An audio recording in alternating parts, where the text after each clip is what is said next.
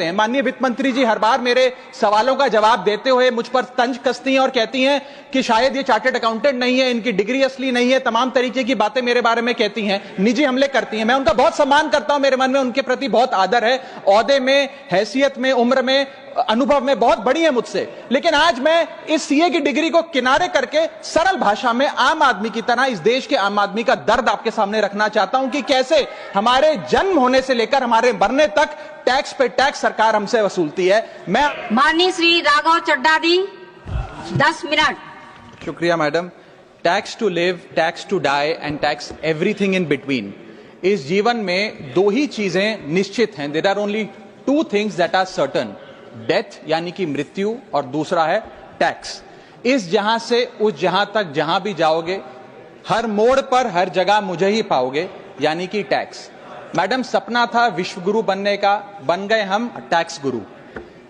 और इतना टैक्स जो भारत की आबादी सरकार के खजाने में डालती है, उसके बदले सरकार जनता को देती क्या है, यह बहुत बड़ा सवाल है। कौन सी ऐसी हाई क्वालिटी सर्विस है जो फ्री ऑफ कॉस्ट जनता को दी जाती है? क्या हमें quality health care free of cost मिलता है? नहीं मिलता।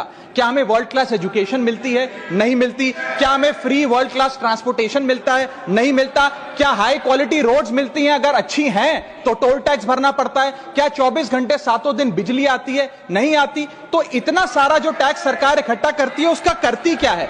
इसीलिए मैं कहना चाहता हूं दैट वी इन इंडिया पे taxes like in developed countries to get services like in sub-Saharan countries. Madam, from the moment a child is born to the very moment his family mourns his death, the government is there at every step, not to help you, but to tax you. और आइए एक रोमांचक यात्रा पे चलते हैं। माननीय वित्त मंत्री जी हर बार मेरे सवालों का जवाब देते हुए मुझ पर तंज कसती हैं और कहती हैं कि शायद ये चार्टर्ड अकाउंटेंट नहीं है, इनकी डिग्री असली नहीं है, तमाम तरीके की बातें मेरे बारे में कहती हैं, निजी हमले करती हैं। मैं उनका बहुत सम्मान करता हूं, मेरे मन में उनके प्रति बहुत आदर है, ओहदे में, हैसियत में, उम्र में, अनुभव में बहुत बड़ी है मुझसे। लेकिन आज मैं इस सीए की डिग्री को किनारे करके सरल भाषा में आम आदमी की तरह इस देश के आम आदमी का दर्द आपके सामने रखना चाहता हूं कि कैसे हमारे जन्म होने से लेकर हमारे मरने तक टैक्स पे टैक्स सरकार हमसे वसूलती है। मैं आपके सामने जीवन के 8 चरण, 8 स्टेजेस ऑफ लाइफ रखना चाहता हूं। फर्स्ट स्टेज ऑफ लाइफ, जब इंसान पैदा होता है, that is the birth stage.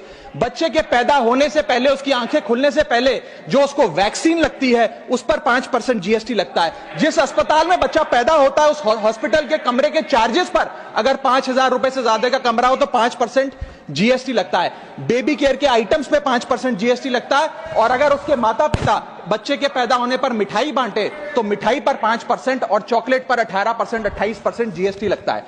दूसरा चरण जीवन का इन्फेंसी और चाइल्डहुड यानी कि बचपन।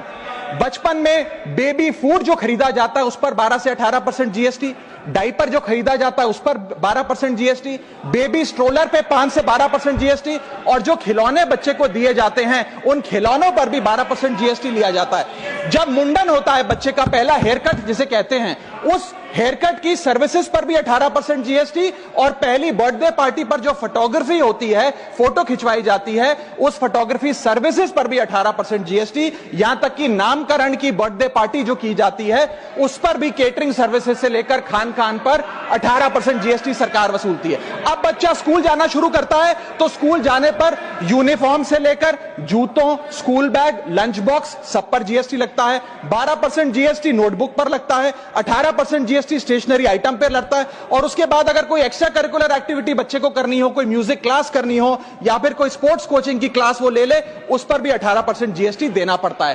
प्राइवेट ट्यूशन ले तो उस पर भी जीएसटी, और पहली साइकिल जो बच्चा खरीदता है उस पर भी 12% जीएसटी देना पड़ता है। तीसरी अवस्था जीवन की, टीनेज ईयर्स, ये वो काल होता है जो सबसे मस्त मौला टाइम होता है जीवन का, बेहतरीन बेफिक्री का।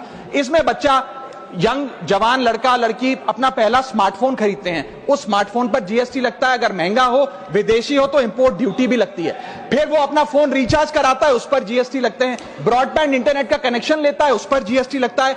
नेटफ्लिक्स, स्पॉटिफाई या वीडियो गेम की सब्सक्रिप्शन लेता है, उस पर भी जीएसटी देना पड़ता है। और अगर अपने दोस्तों के साथ पिक्चर देखने बाहर जाए तो पिक्चर की टिकट पर जीएसटी, एंटरटेनमेंट टैक्स और पॉपकॉर्न पर भी जीएसटी अब लगने लग गया है। तो तमाम तरीके के सॉल्टेड कैरेमल पॉपकॉर्न पर भी सरकार आपसे जीएसटी वसूलती है।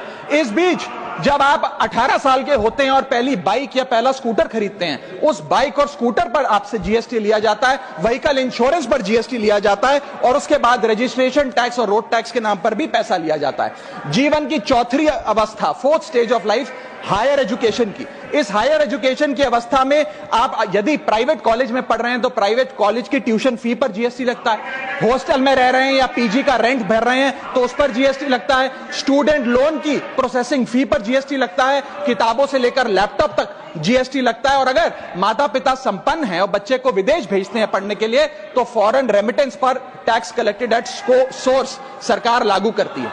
अब आते हैं पांचवी अवस्था पे, जब वो अपना करियर शुरू करता है। ये वो एज है जिसे मैं golden age of direct taxes कहूंगा। अब ये डायरेक्ट टैक्स के जंजाल में आदमी फंस जाता है इस उम्र में, जब उसकी पहली नौकरी लगती है। तो नौकरी में आमदनी अनुसार उसके स्लैब रेट के हिसाब से उस पर टीडीएस पहले काटा जाता है, मानो जेब काटी जा रही हो, और फिर इनकम टैक्स वसूला जाता है। जब पहली बार उसको पगार मिलती है, वेतन मिलता है, वो माता पिता या दोस्तों को बाहर खाने पे ले जाता है, पिक्चर दिखाने ले जाता है, उस खाने के बिल पर भी सरकार जीएसटी वसूलती है। और जैसे जैसे उसकी सैलरी बढ़ती है वैसे वैसे स्लैब अनुसार उससे इनकम टैक्स वसूला जाता है। इसके बाद आज वर्क फ्रॉम होम का कल्चर चल रहा है, तो वर्क फ्रॉम होम में इंटरनेट बिल्स हो, ब्रीफकेस हो, लैपटॉप हो, इन सारी चीजों की खरीद पर सरकार जीएसटी लेती है। और अगर आप ये पैसा निवेश करें, इस निवेश करने पर आप कोई भी फाइनेंशियल इंस्ट्रूमेंट खरीदें तो सिक्योरिटी ट्रांजैक्शन टैक्स के नाम पर, मैडम मेरा समय जा रहा है, कोई फाइनेंशियल इंस्ट्रूमेंट खरीदे तो फाइनेंशियल इंस्ट्रूमेंट की खरीद पर सिक्योरिटी ट्रांजैक्शन टैक्स, उसकी ब्रोकरेज पर जीएसटी और फाइनेंशियल एडवाइजरी पर जीएसटी। और जब आप ये फाइनेंशियल इंस्ट्रूमेंट बेचते हैं तो उसके मुनाफे पर सरकार आपसे कैपिटल गेन टैक्स वसूलती है। यहां तक कि हेल्थ इंश्योरेंस और लाइफ इंश्योरेंस प्रीमियम्स पर भी सरकार आपसे जीएसटी लेती है। इसी सरकार के मंत्री माननीय गडकरी जी भी सरकार से यही गुजारिश कर रहे हैं कि इंश्योरेंस प्रीमियम पे कम से कम जीएसटी हटा दिया जाए। इसके बाद इंसान अपने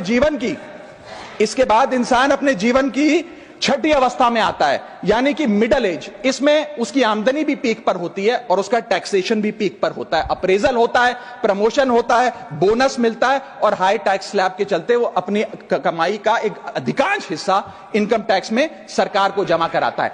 इस दौर में इंसान गाड़ी खरीदता है, घर बनाता है। जब गाड़ी खरीदता है तो जीएसटी देता है, रोड टैक्स भरता है, व्हीकल इंश्योरेंस पर जीएसटी भरता है, और जब गाड़ी लेकर शोरूम से निकलता है तो पेट्रोल डीजल पर वैट, सेस और एक्साइज ड्यूटी के नाम पर पैसा भरता है। जब सड़क पर गाड़ी चलाता है तो टोल टैक्स भरता है। फिर वो अपना घर भी खरीदता है, जमीन खरीदता है। जब जमीन खरीदता है तो स्टैंप ड्यूटी फीस सरकार को देता है।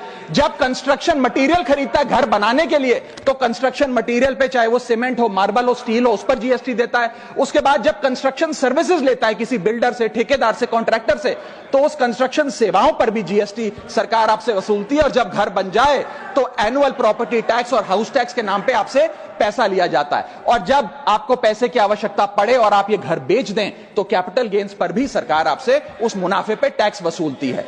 और इस बीच शादी तो रह ही गई, फिर इंसान शादी करता है, इस बीच तो बैंक्वेट हॉल बुक करता है, उस बैंक्वेट हॉल की बुकिंग पे टैक्स भरता है। शामियाना, खाना, केटरिंग सर्विसेज लेता है, उस पर जीएसटी भरता है। ज्वेलरी खरीदता है, उस पर जीएसटी भरता है।